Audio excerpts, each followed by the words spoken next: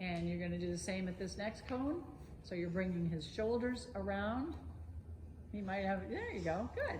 Okay, good. Now let's just let the reins out a little bit and pet his neck and let him know how wonderful he is. And he does a nice stretch into the contact, so he's looking for you. This horse does a lovely free walk because he appreciates the rein contact, and when she loosens it up a little bit, he's looking for the contact. So good. Do you have any questions about your turn on the forehand or your turn on the haunches? Are you using any leg at all with the turn on the forehand? You know, that's a really good question. She asked, are we using any leg on the turn on the forehand? Or turn on the haunches? Yes. You use a little bit of your outside leg to keep the haunches from swinging out. Okay, so like if you were to go up to that blue cone, go ahead and walk up to the blue cone. And go just a little bit past it so he doesn't have to step on it when he turns. Good. Okay, so your left foot does have to hold, almost hug his haunches a little bit to keep him from stepping to the left. Otherwise, if you don't do that, you'll end up with a turn on the middle, or what we call a propeller turn, where he'll just kind of spin around, like when you played spin on the bottle, you know, spin the bottle and the bottle went around. Okay, that's what'll happen if you don't hold his haunches. So that's a really good question. Okay, so let's do a little gaiting now. Because you just did these exercises, let's kind of keep in mind our box, continue around the box, and when you get to the next cone, think about doing, but without stopping, think about doing a turn on the haunches at each cone. So you're guiding his shoulders around. So even though we're using more of the arena, you're guiding his shoulders, go past the cone. I could stretch them out, yep, and now guide his shoulders around that turn. Yep, and go past the next cone and guide his shoulders around that turn. So a circle is very much like a series of turns, yep, guiding his shoulders around the turn, yep, and guiding his shoulders around the turn. We are often giving this horse chiropractic adjustments because he does have a little bit of favoritism going on with his hindquarters. And so, you know, it's not that he's unsound, it's just that he's got, like us, we have right-handedness and left-handedness, and he does as well. So, but we're looking for him to maintain his rhythm, yep. And what he wants to do, every now and then your horse wants to swing into a trot. So your answer to that is to just move his shoulders a little bit, either left or right, to keep him from breaking into a full trot. And on a small circle, it's very hard for a gaited horse to maintain the gait. So she's doing a good job of maintaining his speed, trying to control the straightness, not letting him fall left or right. And if you can maintain a little bit of left flexion, a little left bend, there you go. Good. Yep. So even though you're guiding the shoulders around with your outside rein and holding the hindquarters with your outside leg, you don't want him to be bent right. Now there he's establishing the trot, but she's very good at getting him back into his gait. Good. And he wants to trot a little bit there, but she tells him she moves him laterally. Good. Next time you come down this side, Pam, would you leg yield to the wall? Not this time. Yep. Yeah, next time you pass by us, after you turn at the yellow cone, leg yield to the wall. So you'll be leg yielding from the quarter line to the wall. Okay? Maintain a little bit of left flexion. He's a little counter bent. Yep, little left flexion and leg yield. Good, good, good, good. And then on the next wall, turn on the quarter line and leg yield to the wall. So lateral, leg yield's not a lateral exercise, but it is a suppling exercise. And moving him to the wall like that helps to get him a little bit into his left bend. Yep, and helps her with her aids. Yep, good.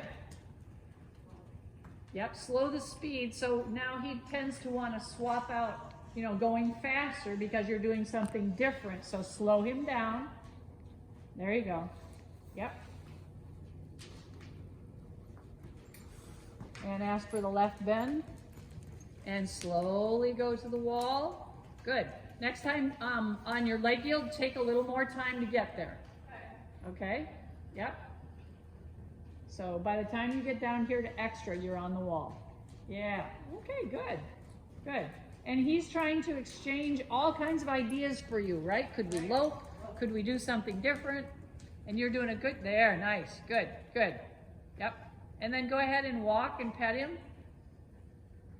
So he's trying to negotiate with you a little bit, right? And you say, no, no, this is the exercise we're doing, and then he complies, right? But he does kind of want to change the subject. But you're doing a good job of preventing him from changing the subject too much. Okay, let's go the other direction. We'll do the same exercise with the leg yield to the wall. And then after that, we're going to do some lopey parts, okay?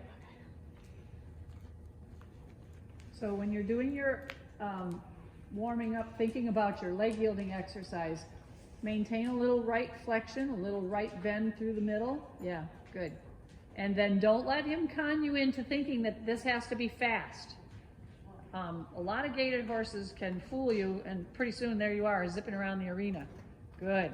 Nice. Good control there, Pam. Good control. And then he wants to swap it out with a trot a little bit, but you kept him from doing that with some lateral left and right. Nice. Very nice. Yes. Good. Yep.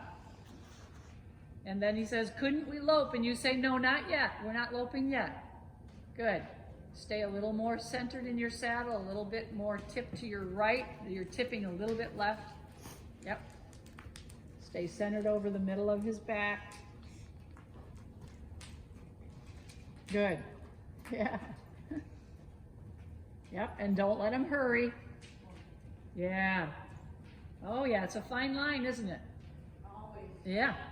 Whoop. Got it, girl. Good. Nice job. Nice job. Very nice. And then the next time you do your leg yield, you can go ahead and lope, okay? Yeah. Yep, very nice transition. So gaited horses don't have the loft that a non-gaited horse has. They don't have the air time. That's why we like them, because they're generally more comfortable, not so much air time. Yeah, very nice. And be sure and sit a little bit right, lengthen that right leg. Good. Good. Yep. And on the next time around, if you want to go through the middle of your box and do a simple change through the walk. I didn't give you enough warning there. That's okay. Go ahead and get your canter again, or your lope again. Yep. Good. And then plan ahead so you can go through the middle. Good. And then a few walk steps. Make it an actual walk. Come on back. There, that a girl. Good job. Yep. Very nice. Yep. That's okay. Come on back to walk and get yourself sorted out. He was kind of surprised by that request. Yep, there's your right lead. It's got a real soft lope. Yeah. Now think about your walk and establishing your new bend. Bending left. It doesn't have to happen right away. Whoop, whoop, wrong lead. Yep. So establish your bend a little bit better. There you go. Good job. Nice job of applying correct aids. Inside leg at the girth. Good. Sit down, enjoy the ride. Yeah, super nice. Good. Give him a little rest now, or yeah, just pet his neck, let the reins out. So the other thing you're working on, Pam, is trying to get that stretchy, what we call stretchy trot in English dressage, but in Western gaited dressage, we're just asking him to stretch a little bit, and we're only going to get maybe 2 strides, and then you're going to say, you know what, that was pretty good, and then regather, okay? Of course, we already know what he's going to do when you release those reins and you're doing your running walk is he's going to speed up, right?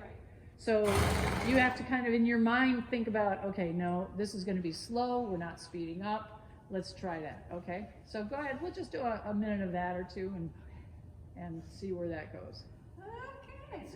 But really, feel accomplished with the fact that you can get what you're getting with this horse in such a small space in deeper footing, because, you know, I mean, horses like to trot in deeper footing, and you're keeping him gaited, you're keeping him happy. Yep. So we're just going to go super slow in your gait. Yep. There. And then when you find that it's the right moment and he's, you know, reaching vertical flexion like that, you can allow the reins out a little bit. Yep. So she's just starting this. Good, and then stop, don't stop, but walk. You want me to walk? Yep, and gently pet him and tell him that was the right idea. Because he fusses a little bit and we're trying to get him to think about just accepting that longer frame without fussing and without taking advantage of it by running off, okay? Let's try it the other direction.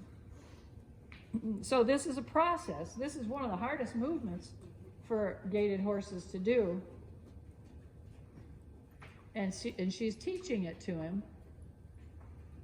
Maintaining his rhythm, yeah, and allow the reins out without letting him hustle or lope. Give him a little, yeah, yep. And then he wants to break into trot. So go left again, let's try it. He's a little bit better balanced when he goes to the left, especially when you give him some freedom. So it's interesting because people don't appreciate how tough this movement is with these gaited guys. Yep, and maintain a little left bend. Yeah, and you're just gonna sneak a stride or two. Yeah, yeah, good. Just nice and relaxed, good. And then I'd leave it at that because even though he broke into trot, he's still getting the idea, okay? Right. So you'll be able to get the gait and the idea of the longer frame eventually, good, but we wouldn't want to punish him for that, right? Okay, so come on over, Pam, and we'll talk about what we did. These are just short little mini lessons we're doing here. So, in our short session here, what do you think went well? I really liked his transition into the canter today. Yeah. Thought that went well. Yep. I think he gaits better in one direction. So, but he's getting better at the other. Right, and I mentioned, that you're on it as far as getting him the chiropractic attention that he needs and making sure that, that he's comfortable when he's doing this. And a lot of it, I think that I see this horse in the pasture, he runs around like a crazy horse. A lot of it is just habit, okay? So you're helping him to develop, it's just like right-handed or left-handed people, helping him to become more ambidextrous, right? With the use of his hindquarters, and we help him in any other way we can too. Having him on supplements and so on. So I thought your correction when he took the wrong canter lead, you were really calm about bringing him back. It didn't feel or look like it was a punishment. You just said, no, that's the right idea, but the wrong direction. Let's try that again. So, it helps when we don't get panicky about mistakes that they make, right? Right. Okay, do you have any questions? I have a lot of questions, but I think the biggest question I would be is how when they're gaiting, it's very hard to be centered. Yeah. Okay, so what can I do to help with that?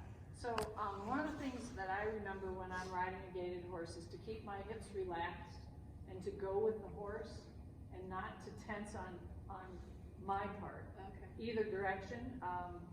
Don't apply more weight in a stirrup than the other, but to just allow yourself to flow freely with the horse. And with a gaited horse, even though there's not up and down, there's a lot of this, left and right. And so if you're going to tip a little bit, after a while you end up tipping, not you, but people end up tipping more and more and don't even notice it because you're not getting jostled vertically. You're getting jostled a little bit laterally. So yeah, trying to keep your weight even in your stirrups and keep your seat bones down evenly and not feel that one seat bone is weighted more than the other. Because in gaited horses, you are sitting. There's not any air time. So, you got to make sure that your seat bones feel even. That make sense? Yep, it does. All right. Well, thank you. That concludes our session today.